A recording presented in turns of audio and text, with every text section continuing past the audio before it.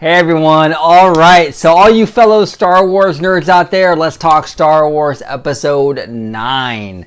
Okay, so it was announced just a couple of days ago that Mr. JJ Abrams is going to return to the Star Wars universe and direct Episode 9. Okay, so just to kind of give you a brief rundown, Colin Trevorrow, who did Jurassic World and more recently The Book of Henry, he was the director of Episode 9, and just a couple of days ago, Lucasfilm fired him, let him go, and they brought on JJ Abrams. Okay, so what do I think of this change? Number one, I'm going to just say I am not a huge fan of Trevorrow's work. Ever since they announced that he would be directing Episode 9, I've been concerned. Very, very concerned. Look, Jurassic World was not a bad movie. Okay? It was a fun movie, but I felt it was a very paint by numbers, kind of generic summer blockbuster flick. I think it was very overrated for what it was. I really do. I was not super impressed by it.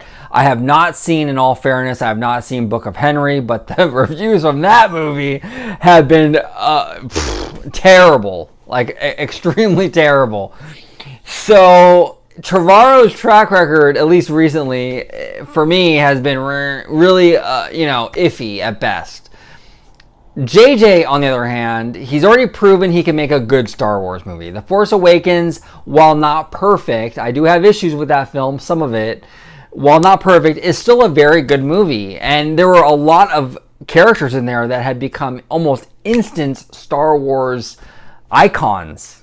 You know, I mean, I love Rey. Rey is one of my favorite Star Wars characters of all time.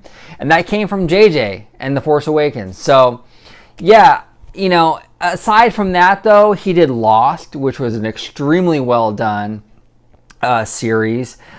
He did the reboot of the Star Trek movies, which were great. I don't even like Star Trek overall, but the new movies are great, and the ones that he was involved in were really spectacular.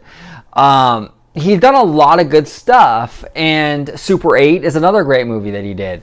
So JJ has a really solid track record. He hasn't really made like a bad movie. So in terms of like replacing Colin with JJ, it's an upgrade.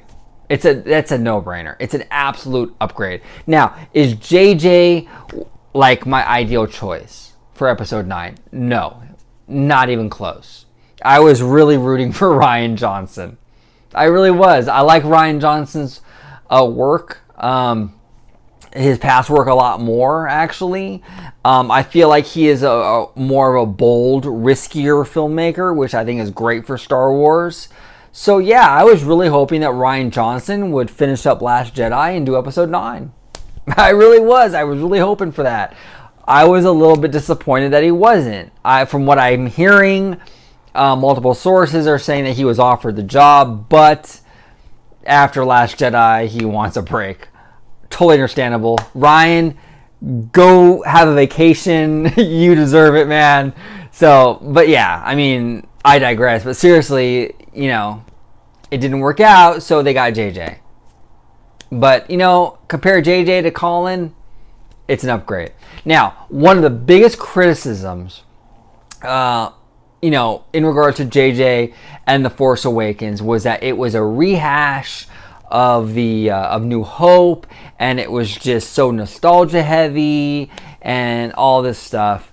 And for the most part, I kind of agree with that, but it doesn't really bother me.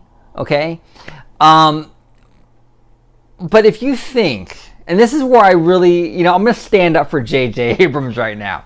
If you think that all of the decisions in The Force Awakens were JJ's call, Lucasfilm had no pressure, no influence on JJ making the first film to kick off the Disney era of Star Wars films.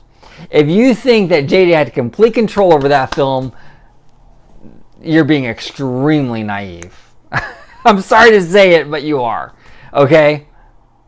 I am very certain there was at least well, there was direct pressure, or at the very minimum, indirect pressure on JJ Abrams to make Force Awakens feel and like the original trilogy, and to kind of follow similar beats, because they were trying to rebuild trust in the franchise that was broken with how terrible the prequels were. Okay, so JJ was the director. You know, he's not without blame here. But I think that Lucasfilm definitely had a big hand in regards to it being a rehash of New Hope and it being very nostalgia heavy. I'm certain that was not all JJ. So I think it's really unfair to kind of pin that on him and judge him and his creativity based on that, because I really don't think that was all his call. Okay, I really don't.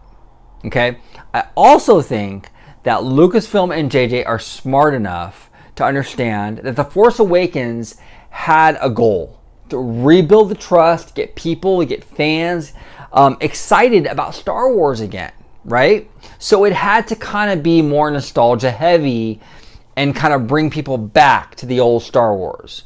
But I think Lucasfilm and JJ are smart enough to know that Episode 9 needs something different. You can't just do the same formula you did for Episode 7. Each film is different, and the same rules can't apply to both. So obviously Lucasfilm, Kathleen Kennedy, and JJ, they're not morons. They know that this is the case, and they know what they have to do. So I would be very shocked, extremely surprised, if JJ does another rehash of another Star Wars film with Episode 9. It's not going to happen. It's not going to happen. JJ got a lot of heat for Force Awakens in regards to that. And they also, the goal was different with that film. The goal is different for this one. It's going to be different. I promise you that. So what do you guys think? Are you excited about JJ directing? Are you not excited? What are your thoughts on this? Excuse me. Comment below. Let's talk Star Wars, you guys. What do you guys think? Thank you guys so much for your support. I appreciate all of it. Like, subscribe. I do content on Star Wars, Disney, everything under the Disney umbrella. Thank you so much for watching. I really do appreciate it.